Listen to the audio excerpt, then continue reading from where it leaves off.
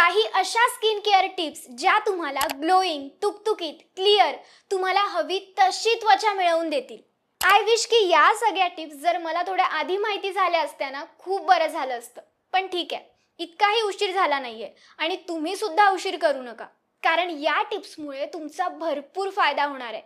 तर मित्रांनो, चला सुरू करूया.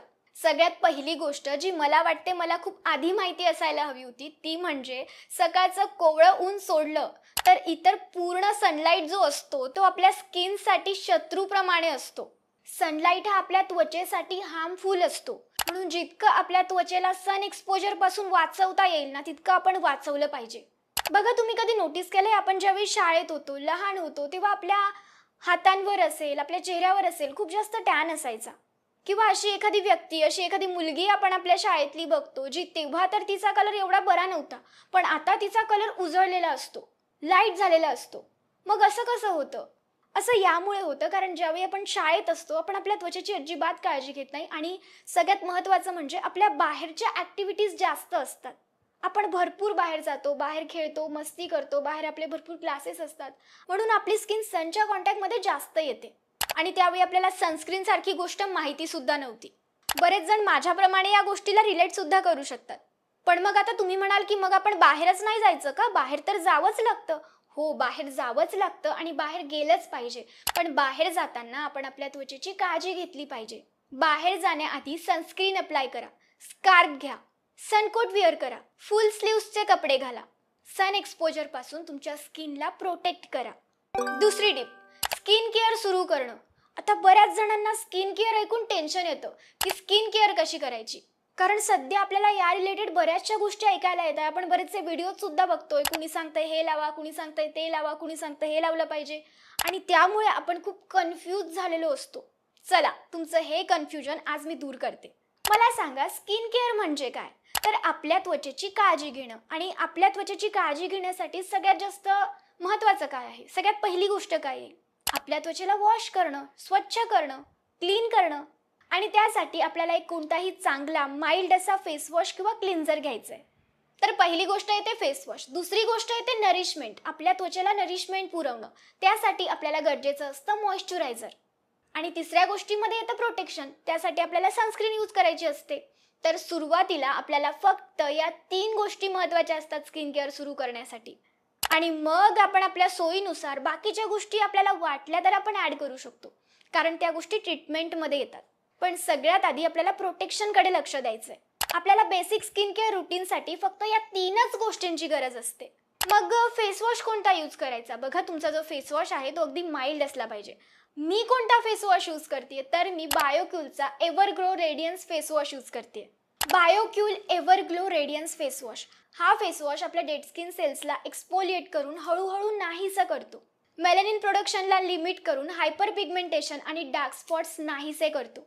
यात काकडू प्लम आहे, ज्यात असणाऱ्या व्हायटमिन सी आणि अँटीऑक्सिडंटमुळे आपला स्किन रेडियन्स इम्प्रूव्ह होतो. कोलॅजन सिंथेसिस बूस्ट होतो. यात असणाऱ्या बिअरबेरीतून अर्बट्यून मिळतं, ज्यामुळे डार्क स्पॉट्स रिड्यूस होऊन हायपर पिगमेंटेशन कंट्रोल होतं. आणि शुगर केन AHA मुळे स्किन सेल्स रिपेअर व्हायला मदत होते. आणि याच्या नियमित वापरामुळे आपल्या चेहऱ्यावर ग्लो सुद्धा येतो.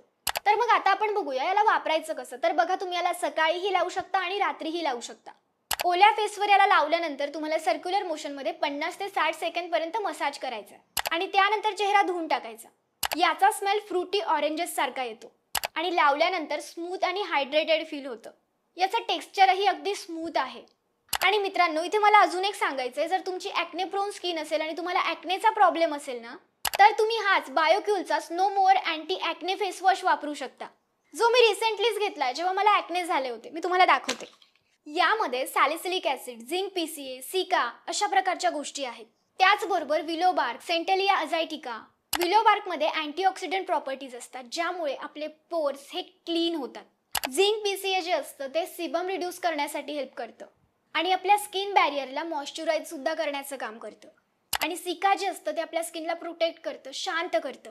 मित्रांनो, याचा सुद्धा फ्रुटी स्मेल आहे आणि हा फेस वॉश लावल्यानंतर सुद्धा आपल्याला हायड्रेटेड फील होतं आणि याचं टेक्स्चर सुद्धा स्मूथ आहे.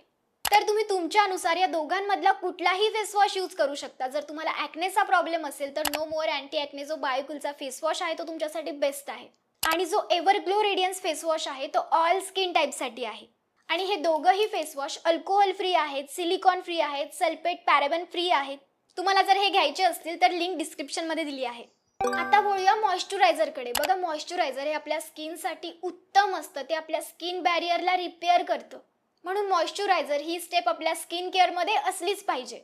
आणि त्यातल्या त्यात ज्यांची स्किन ड्राय असते त्यांना तर मॉइश्चरायझर शिवाय होतच नाही. म्हणून तुमच्या स्किननुसार एखादं चांगलं मॉइश्चरायझर निवडा.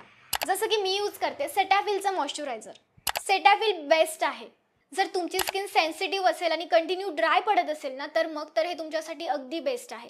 आणि मॉइश्चरायझर लावून झाल्यानंतर ते तुमच्या स्किनमध्ये सेट झाल्यानंतर लगेचच तुम्हाला सनस्क्रीन लावायची आहे. SPF 30 ते SPF 50 वाली ब्रॉड स्पेक्ट्रम वाली सनस्क्रीन. आता बोलूया आपल्या तिसऱ्या टिपकडे.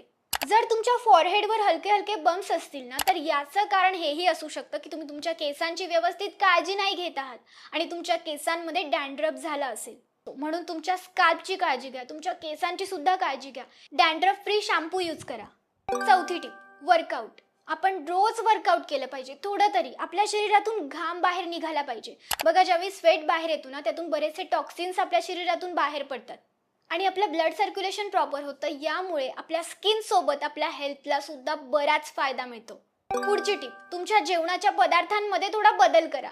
बदल करा म्हणजे असे पदार्थ का ज्यांच्यामध्ये अँटीऑक्सिडंट्स असतील. त्याचबरोबर फर्मेंटेड फूड सुद्धा तुमच्या जेवणात इन्क्लूड करा. पालेभाज्यांना अजिबात नको म्हणू नका. प्रोटीन रिच डाएट घ्या. पुढचा पॉइंट, पूर्ण झोप घेणे. बघा, या गोष्टीला आपण सध्याच्या काळात जास्त मनावर घेत नाही. आपण रात्री उशिरा झोपतो आणि बऱ्याचदा सकाळी काम असल्यामुळे आपण खूप लवकर उठतो आणि आपली हीच रुटीन बनून जाते. पण तुम्हाला माहिती आहे, कालांतराने झोप पूर्ण न घेण्यामुळे आपली स्किन फास्ट एज करू शकते. आणि जेव्हा आपण पूर्ण झोप घेतो ना आपली स्किन अगदी टवटवीत असते. आणि पुढच्या गोष्टी तर सोडाच, आपण आताच बघूया. ज्या दिवशी आपली झोप पूर्ण झालेली असते ना आपण अगदी टवटवीत दिसतो, आपली स्किन अगदी चांगली दिसते. आणि जेव्हा आपली झोप झालेली असते ना आपण पूर्ण डल दिसतो. म्हणूनच पूर्ण झोप घ्या. पूर्ण झोप घ्या म्हणजे जास्त झोप घ्या असं नाही. 7 ते 8 तासाची झोप नक्कीच घ्या. पुढची tip, reduce sugar drinks and sodium intake. बघा, शुगरला जितकी कमी करता येईल ना तितकी कमी करा. आणि बाहेरचे जे सॉफ्ट ड्रिंक्स आपण पितो ना ते पिणं सुद्धा टाळा. जितकं तुम्हाला टाळता येईल तितकं टाळा. आणि तुमच्या जेवणामध्ये सुद्धा तुम्हाला जितकं मीठ गरजेचं आहे ना तितकंच घ्या. आता बऱ्याच जणांचं काय असतं, त्यांना गोड खाणं सोडायचं असतं किंवा कमी करायचं असतं, पण त्यांच्याने ते होतच नाही कारण त्यांना प्रचंड गोड आवडतं. मग अशा वेळी आपण काय करू शकतो. बघा, तुम्हाला चॉकलेट खावीशी वाटते, काहीतरी गोड खावंसं वाटतंय, मग तुम्ही त्या गोडला वेगळ्या पद्धतीने खाऊ शकता. जेव्हाही तुम्हाला गोड खाण्याची क्रेविंग होईल ना सरळ जा आणि 1 ग्लास पाणी पिऊन टाका आणि मग बघा तुमची क्रेविंग पूर्णपणे नाहीशी होईल. कमी तरी नक्कीच होईल. हेही करायचं नसेल तर तुम्ही काहीतरी हेल्दी खाऊ शकता. जसं की तुम्ही फ्रुट्स खाऊ शकता, लिंबू पाणी पिऊ शकता, साखरेच्या ऐवजी हनी वापरू शकता. पुढची टिप, हायड्रेटेड राहणं. स्वतःला हायड्रेटेड ठेवणं. स्वतःला हायड्रेटेड ठेवा आणि यासाठी भरपूर पाणी प्या. आपल्याला असं वाटतं ना की मी तर भरपूर पाणी पितो तरी सुद्धा कुठे माझा चेहरा ग्लो करतो, कुठे काही फायदे होतात. बघा, पाणी पिल्याने भरपूर फायदे होतात. म्हणून हे जर तुमच्या मनात बसलं असेल ना की काही होत नाही ते काढून टाका आणि पाणी पिणं सुरू करा. तर मित्रांनो, या होत्या काही टिप्स ज्यांच्याने तुम्हाला बराच फायदा होईल. आणि व्हिडिओ कसा वाटला आणि आपल्या या नवीन सिरीजचा आणखीन पुन्हा एखादा नवीन व्हिडिओ कोणत्या टॉपिकवर बनवू ते मला कमेंट करून सांगा.